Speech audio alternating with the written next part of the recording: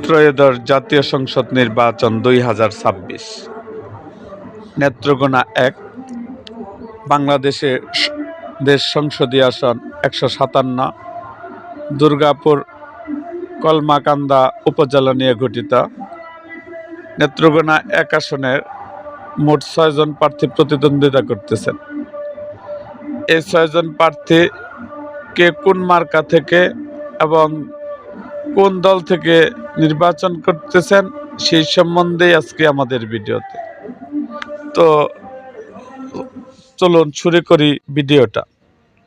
মোহাম্মদ বেলাল হোসেন, জাতীয় সমাজতান্ত্রিক দল জেএসটি, তার প্রতীক তারা।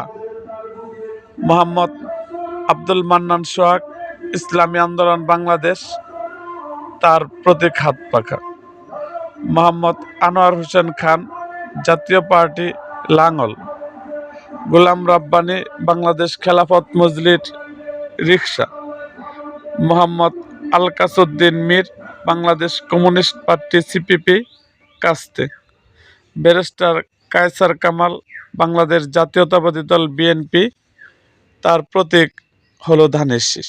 এরকম আরও ভিডিও পেতে আমাদের মুক্তাগাছার ইতিহাস মিডিয়া ইউটিউব চ্যানেলটিকে সাবস্ক্রাইব করুন এবং পাশে থাকা বেল আইকনটি বাজিয়ে দিন।